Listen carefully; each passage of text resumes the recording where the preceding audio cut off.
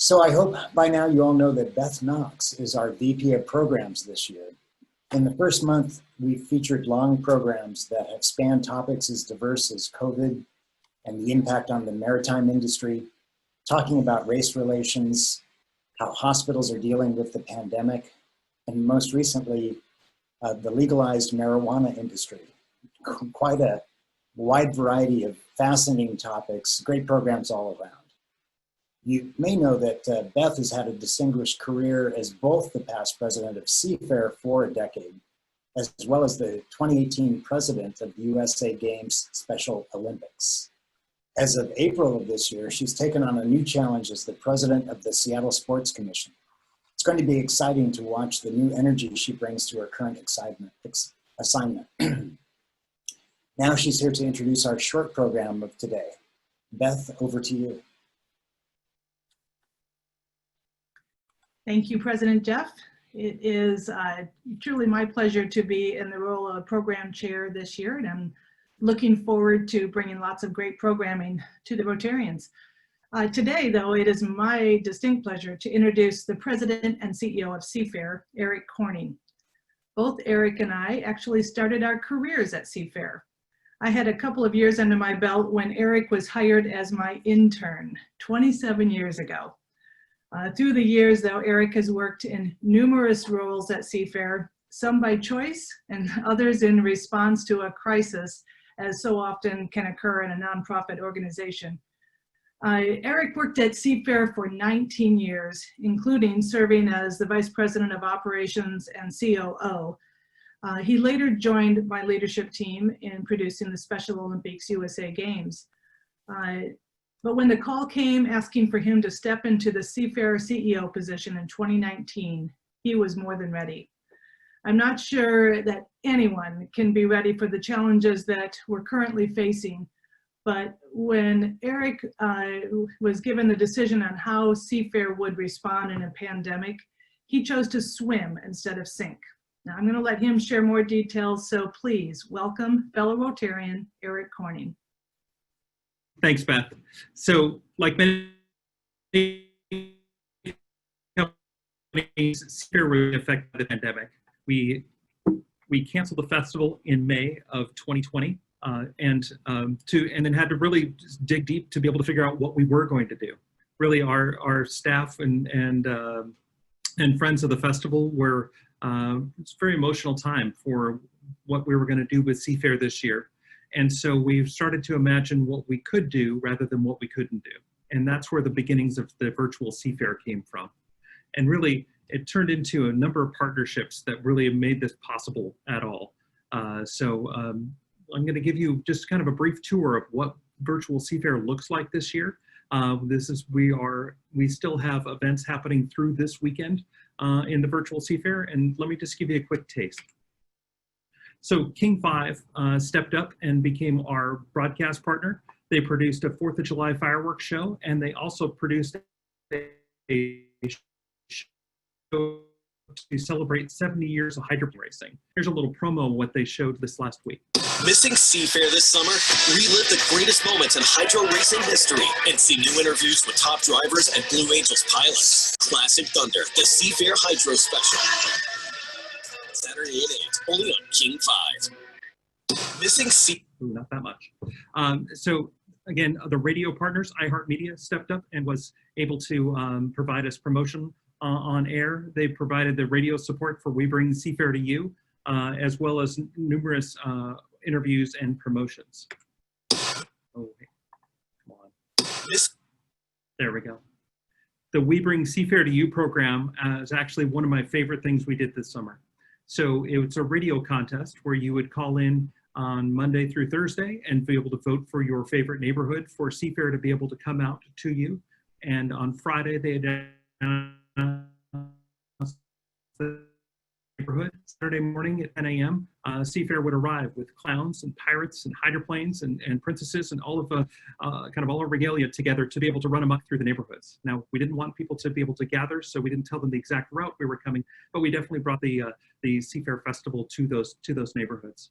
one of the side effects of this is it also provided an opportunity for our volunteers to be able to get together and actually do work this summer and be able to, some of them as pirates and clowns, and others you can see here in the green shirts as support folks. The woman in the green shirt there in the middle is Kathy McLemore, who leads our race team.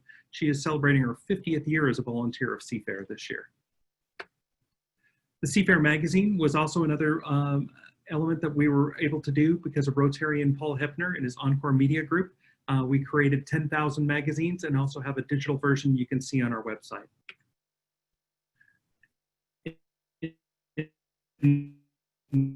The virtual event side of things, the virtual Fleet Week, again, the ship tours, Ask an Admiral Masterclass produced by the Navy, the Coast Guard, the Navy League, and Seafair provided tremendous content and different ways to be able to reach out to people. We had a virtual triathlon, virtual hydroplane racing, and even a virtual Blue Angels air show. I want to show you a little video of what the virtual events look like. Those last two pieces on there, the masterclass done by the United States Navy Band, was amazing. They had a number of instrumentalists go through and actually teach elements of how to be able to do their craft, things we would have never done in a typical Fleet Week. And that last bit was the virtual Blue Angels air show. This is an actually flight simulator that was flown by 6 individuals who fly the virtual Blue Angel airplane the 18 inches from wingtip to wingtip.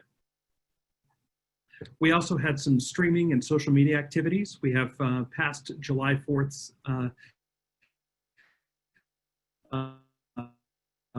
fireworks show we were able to show on our Facebook page, Alaska Airlines torchlight parades we showed on our Facebook page, and also another Seafair weekend from 2019 we rebroadcast on our Facebook page. We also included some other activities like build milk carton derby boats, whether it was one boat or one milk carton or multiple milk cartons, and the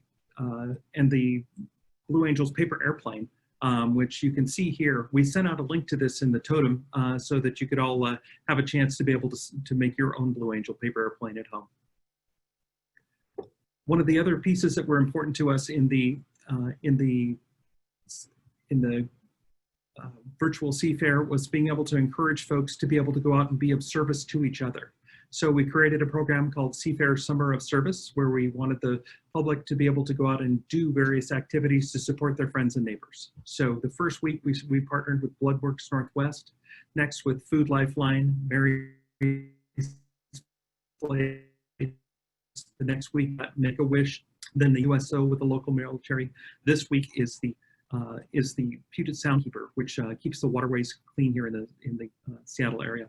We also were looking into doing nightings, which we have not been able to do. We have not made it to phase 3 yet. And bringing our king out and queen and Miss Seafair to be able to honor the folks who are the frontline workers and essential workers is something we hope to do in the future, but we're not going to do until the time is right.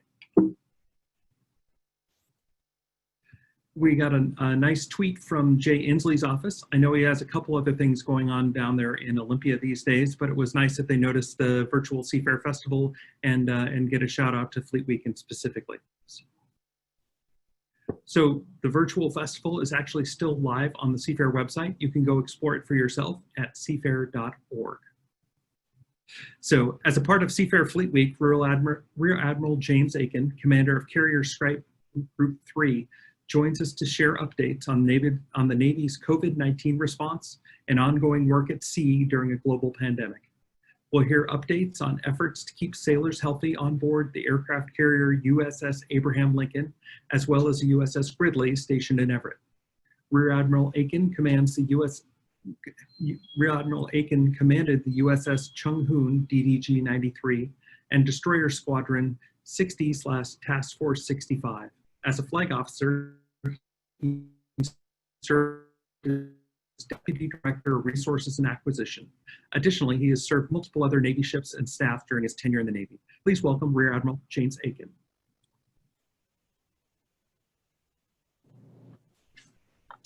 Hey, good morning. Actually, good afternoon. I'm so excited to be here today.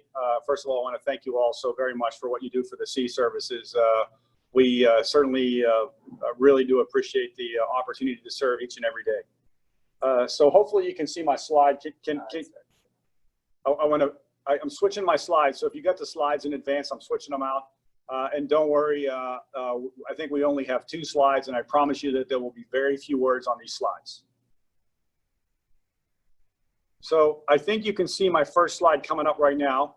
And I think some of you who are probably golf enthusiasts are probably excited, like, hey, wow, this is great. The Admiral showing a slide on golf. Does anyone know what that is a picture of?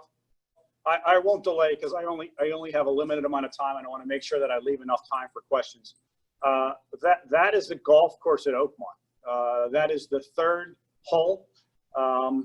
And if you know, on the left side there, that's called the Church Pew Bunker, pretty famous bunker. And then, of course, since there's just some regular sand traps on the right side. This is considered one of the toughest 10 holes in the world. And the reason why I brought this picture as part of the discussion today is as we talk about focus for a few minutes, and then we're going to talk a little bit about Bonhomme Richard. As we talk about COVID for a few minutes, I had a chance to just yesterday, to talk to a professional golfer friend of mine, Billy Hurley. Some of you may know him because he's a former Naval Academy graduate and won congressional back in 2016, I think was the year. Yeah, 2016, where he won congressional. So we had a long talk, and he talked to me extensively about his mental preparation for golf. And one of the big things he said is you know, I don't focus on the obstacles, even though that's human nature. I don't focus on the obstacles. I focus on the fairway. And I thought that was pretty good, and it's probably an accurate reflection of where we are in the United States Navy right now. We endeavor to focus on the fairway. And so let me just stop and give about five thoughts or ideas that we have on focusing on that fairway. And I think the first thing we have to say is that we go into this situation realizing that, you know, we can't hide and we can't run away from the obstacles on either side of the fairway, but we have to have a plan to hit the ball, hit the ball down the fairway. We also have to realize that there's risk involved. So the first thing we have to do is we have to lay out a plan, a cohesive plan. And, you know, with Abraham Lincoln and with some of the destroyers, we've actually done a number of things to consider putting a plan together. Let me talk about a few of those. We develop a bench, and what we do is we leave the bench behind if we can. We take them off the ship so that if there was some sort of a tough situation, we'd be able to bring folks in to replace them. The second thing that we've done is we've developed teams, and we make it in such a way that the teams don't necessarily interact with each other, except for virtually. The third thing that we've done is we've expanded the hours of eating, because we realize single point failures are when the number of people come together, and we realize that with nearly 6,000 folks on an aircraft carrier, meals are one of those times. So when we expand out the hours, we give ourselves more opportunity. And then lastly, and one of the best exercises or events that I saw was one of the CEOs came up with the 15-minute meeting, which I think is just an absolutely fabulous idea. First of all, because I don't think any of us is going to get to the end of our lives and wish that we had more meetings. I think that, that 15-minute meeting means that people need to do prep ahead of time. They actually have people stand for the meeting, and they go in and they really have a timer, because there's been a lot of discussion about COVID and realizing that you have to have contact for greater than 15 minutes.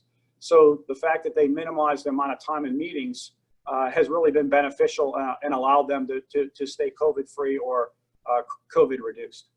The second point that I want to make, and if you look at the bunker on the left, the church pews, Tiger Woods had a great quote. They asked him in the practice rounds, "How come you don't throw any balls in the church pew bunker and practice getting out of it?" And he said, "I don't practice failure.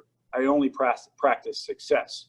And so one of the things that we do is we practice and we look at and we evaluate success. Now, we also have to realize that with every plan, what did Mike Tyson say? And I knew you're probably all disappointed. So far, I've talked about golf and I've quoted Tiger Woods and Mike Tyson. But Mike Tyson had a great quote. He said, "Everyone has a plan until you get punched in the face." So, one of the things that I want to highlight that we've done in this COVID situation is we realize, you know, based on our mission, and a lot of you are in the same situation, is that there's some things that we just have to do. There's daily requirements of things that we have to do, and we have to face those things head on, and we have to be creative, and we have to move forward with those. So you know, back to what Mike Tyson said, and then even going back to Billy Hurley, is you know, things will happen, bad things will happen, and we have to be able to recover from those things.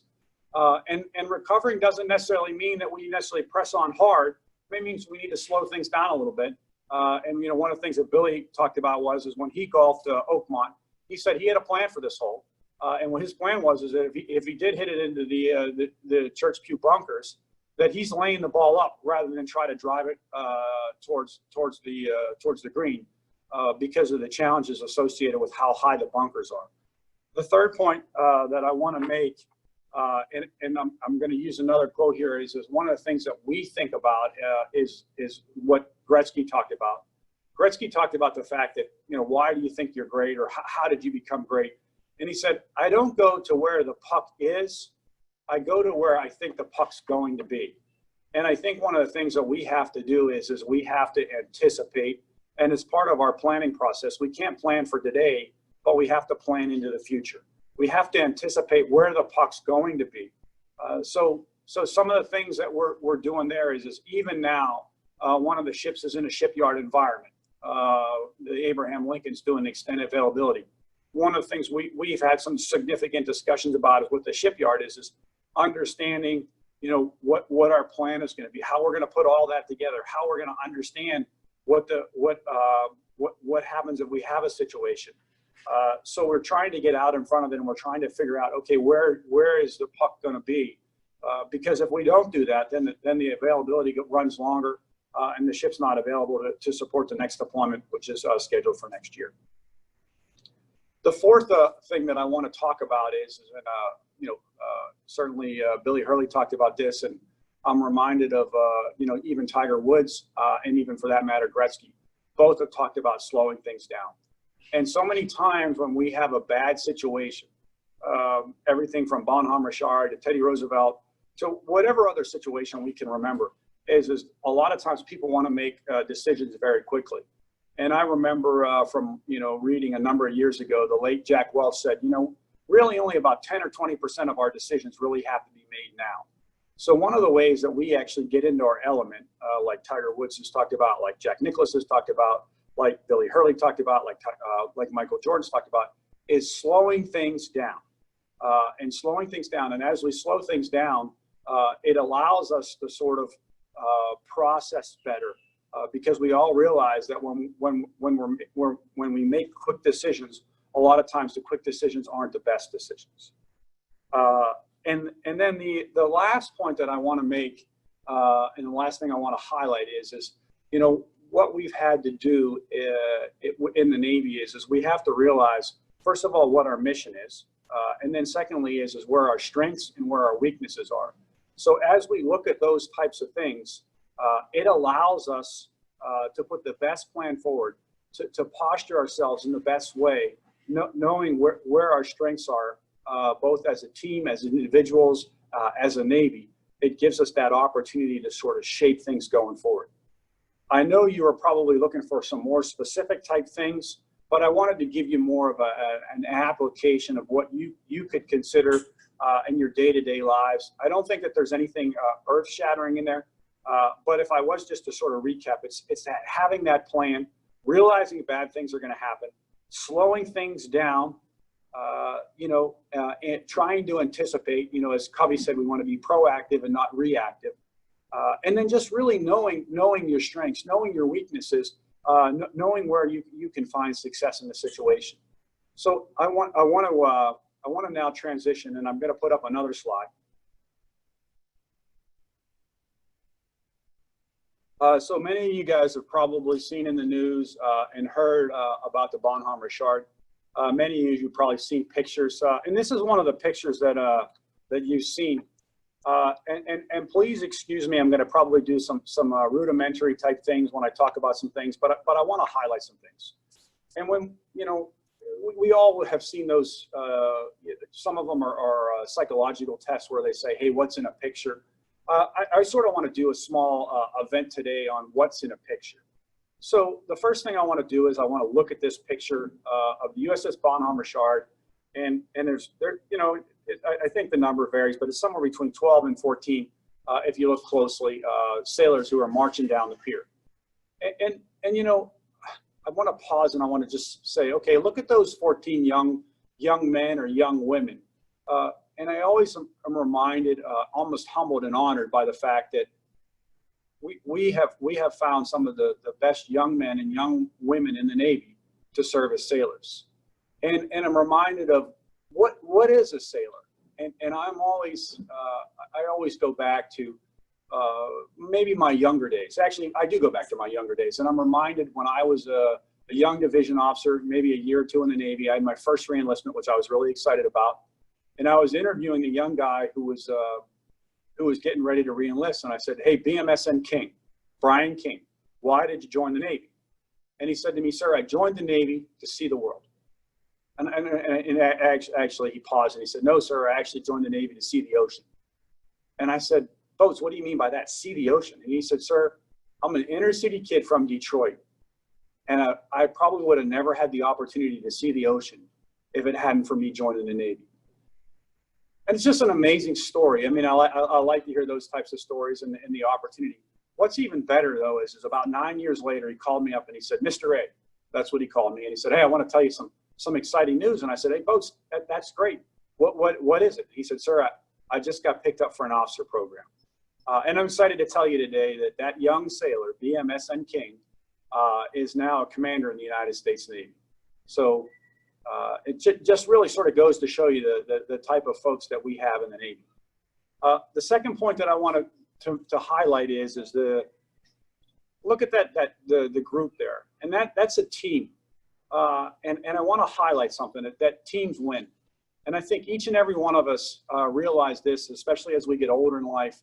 We realize that, you know, our most significant accomplishments in life aren't necessarily what we do in person or ourselves, the accolades, but part of something larger. I remember Karl Malone of the Utah Jazz fame.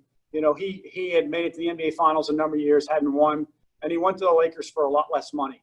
And when they asked him, well, why did you go to the Lakers? And he said, you know, I want to be part of something bigger than myself. I've scored all these points. I've made all these baskets. I've achieved all these individual accolades. He said, I just want to be part of something bigger than myself. I want the chance to win. The third point that I want to make today is that you look at these sailors and, you know, the fire is in front of them. The fire is before them. And I'm reminded of this story. Maybe many of you heard it. It's called this Run to the Roar. You know, it's a number of people have written about it. There's articles about it. But the fact is that we really have to face our fears. We really have to go head on into the things that challenge us. And these young men, these young women, really went head on into their fears. And the reason why they tell you run to your rears or run to your roar is because, you know, in the African jungle, the way that I understand it, and I've never been in this situation, so don't take me as an expert. But the lion will roar on one side of the jungle, and all of the animals will be scared and will run to the other, away from the roar. And that's exactly where the lioness are. And then the lioness capture, kill, all those types of things. So the secret, you know, to addressing our challenges is to head at them face on. The fourth point, and don't worry, I only have 7, so I'll be able to finish up here shortly, is you know, you look at these folks and you say, wow, the young men, the young women on Bonhomme Richard did a great job. Well, so often in life, our mentality is, hey, it's not my problem, it's someone else's problem. I will tell you that not one of these men, not one of these women in these firefighting ensembles were part of the crew of Bonhomme Richard. They are all from other ships assigned elsewhere, and they volunteered to go into the fire. And that's a pretty amazing thing when you think about the situation. Is that they would volunteer, that they put their life in danger for a ship that's not even their own. It's just one of those great reminders of being selfless, You know, and you don't necessarily see that all the time across the board. I kidded with the guys in our office a few weeks ago is that you probably wouldn't see that at Walmart. If the guys in produce, and hopefully no one from Walmart is going to pick on me for this, but if the guys in produce were having a problem, the guys in electronics aren't going to say, hey, we'll come over and help you. You know, we'll make sure your tomatoes, your bananas stay fresh. So I really want to highlight that. The other thing that you see in this picture along those same lines is you know, not my ship, and there's also no turning back. I had a Master Chief friend of mine who was down, who was sort of assisting with all this, and he said, you know, one of the most amazing things is there are people who are going in 8 times. The average stay time was about 4 or 5 minutes when the heat exceeded 1200 degrees. And then they would just sort of go in, they'd come out, they'd replenish, and they'd go back in. It was just absolutely amazing. You know, and certainly there's been some challenging times with the Navy with all the things that have gone on, but this really is a good news story. Along those same lines is challenging times. You know, this is a conversation that I've had with just one of my CEOs just this week. Is that, you know, bad things and bad days happen to good ships. You know, Bonhomme Richard, everything that I understand, was a good ship. It wasn't a bad ship, and bad things happen, and we have to be able to dust ourselves off, pick ourselves up, and move forward. That's really what success is about. And even this last week, I'm an old guy, so I love the Rocky movies, and I reminded folks of the line from Rocky VI or Rocky Balboa about, you know, it's not how hard you get hit, but how hard you get hit and you fall down and you keep getting back up. He said that's how winning is done. So it's just a good reminder is bad days happen, bad things happen to good ships. Our measure of success is what happens then. My second to last point that I want to make is about character and culture. You know, character and culture counts. And I'm sure a lot of you are like, well, Admiral, that's really insightful. But let me sort of unpack that for a second.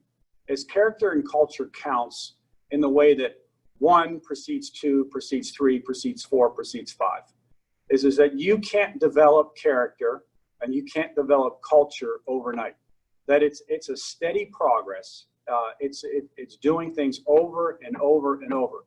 It's doing the routine things routinely. And there's no quick fix. There's no magic pill. There's no special serum that allows you to develop character and culture. It's one of those things where if it goes bad, it's slow, methodical effort to actually move forward, and you just can't skip numbers. You can't count by 2s or by 3s. So my reiteration there is character and culture counts.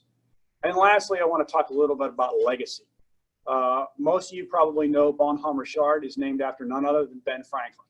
Most of you probably remember that Franklin wrote Poor Richard's Almanac, and thus the term or the name Bonhomme Richard. Certainly, Ben Franklin had a legacy. He had a reputation of leadership and innovation, all those types of things. And as we think about his legacy, we also have to think about our own legacy. And we have to think about the legacy of the United States Navy, the legacy of the ship. And I'm reminded of the word legate, which is what the Latin word, and please don't think that I'm some sort of a Latin genius. My kids take Latin and they help me with this. But the word legate is the root for legacy. And a lot of times people talk about leaving a legacy. It's not so much about leaving a legacy. It's about building upon a legacy. It's about paying something forward. And I think that that's one of the things that we have to consider is when we think of Bonhomme Richard, when we think of the Navy, it's not about what we're going to leave behind, but it's what we're going to pass on, what we're going to carry forward, what we're going to pay forward. And those are just a few of my thoughts on Bonhomme Richard, on COVID. Certainly, it's some tough times for us in the Navy right now. You know, I think that there's a lot of opportunity. I think that with challenges come great opportunity, and I'm excited about that. And with that, I am going to stop speaking and open it up to some questions today. Thank you so much, Rear Admiral Aikens. That's awesome. A bit different than the usual speech we've heard. So I'm seeing the notes, and I see that there's a lot of appreciation going on. So thank you. All right, so let's start off with Jimmy. I'd like to say what you said, but I don't want to upset our favorite guest. I'll go to Mark Wright. So the question is, I have heard there are a sizable backlog of much needed maintenance for the Navy fleet right now. How dire is that backlog? How short is the budget? And what should Congress allocate to get the fleet back up to snuff? Well, you guys, some of you guys must have read my bio, because my last 2 jobs in the Navy was working the budget, both from the Navy staff and from the Joint Staff. So I will tell you, we always can use more money, but also I know at the end of the day, I am also a taxpayer. I also know, I just talked about legacy, and I would be a hypocrite if we're leaving a significant debt back behind to my children and someday my grandchildren. So let me talk a little bit about where we are. We have a plan going forward. We have been delayed a little bit this year because of the COVID challenges. We've done a lot of stuff, creative type stuff to catch back up, which means multiple shifts. A lot of the shipyards really only would do 1.5 shifts a day shift, and maybe into the evening. We've seen 3 shifts to sort of spread people out to address the COVID thing. We're always looking for new ways and better ways to do things. Just recently on the Abraham Lincoln, they actually were doing some tank inspections, and instead of doing the tank inspections, inspections, they did the tank inspections with remote controls, optics, so that they could get into the tank and they could do the inspection a lot quicker. So I wanted to sort of share that. Now, the other thing that I wanted, so we're looking at, there are some backlogs and things that we're trying to get after. In terms of how much is the right amount, I think that, like I mentioned, you always could spend more money, but you sort of have to balance what we spend domestically and what we spend on defense. And I realize that. I think it's important. Now, I will tell you that I've told this to my Army friends, and I'll finish up with this, I'm a political science major, and the Constitution is pretty clear that we're supposed to maintain a Navy. So I think based on that, the Navy should be getting more money than the other services, because it actually says then we're supposed to raise armies and raise an army and maintain a Navy. So it seems to me that if you're just using the Constitution as the basis for who should get more of the pie, I really feel like the Navy should get more. But I may be a little bit biased. I find that surprising. Go Navy. Here's a question from Stephen Boyd. Admiral Aikens, thank you to you, your officers and sailors, for all you do for our country. To the extent you can discuss it, it's always good when you start a question with "to the extent that you can discuss it." What sorts of things are our adversaries doing to try to take advantage of our COVID situation, and how are we countering them? Again, thank you for all that you do and your sailors do for our country. So I don't think I can talk about, specifically what our adversaries are doing. But our adversaries have been, and in the open press, you've seen this, our adversaries have been quick to point out the fact is, hey, why don't you take care of your own problems before you come out and interject into our part of the world, and that was something that you may have seen in the press. So I think that there has been some maybe some words, those types of things. I will tell you that we in the U.S. Navy, we're not hiding in the cave. We're not hiding in the cave wondering if there's a bear or there's a squirrel outside the cave. You look at what we've done. We just had 2 carriers operating in the South China Sea. Guess what? Our adversary only has one adversary only has 2 carriers, and the other adversary only has 1 carrier. They can't match that power that we have in terms of striking power. So I think that we're in a challenging situation. I think we have to put out our plan. We have to have our plan. We have to execute our plan. We have to realize, like I said about Mike Tyson, we're going to get the proverbial punch in the face. but we have to be able to get up, we have to dust ourselves off, and we have to move forward. Okay. All right. From your friend Beth Knox, while nothing compares to touring a ship in person, have there been unanticipated positive outcomes from conducting the tours virtually? I can't tell you I mean, here's the great news right now is I just talked to the head of Navy recruiting last week, and he said, you know what, the Navy is going to be the only service, and I really I credit, you know, Seafair, I credit you know, the events down in Portland and San Francisco Fleet Week, all these different Fleet Weeks, because the Navy's been able to continue to tell our story in midst of a pandemic. And the Navy is the only of all the services that has been able to meet their recruiting goal this year, which is absolutely phenomenal because of the challenges associated with getting out and seeing people without, you know, young people being in schools, those types of things. The other thing that I will tell you that I think is absolutely amazing is we've realized the value of technology and having meetings, those types of things. So we've become much more efficient, not necessarily associated with recruiting, but much more efficient in what we do because we've been able to embrace technology. Now, we still have to be wise. There's still some threats. There's still some cyber threats that we have to pay attention to. But overall, there's a great opportunity with just being able to utilize the technology better and being more efficient at what we do in terms of you know, embracing that.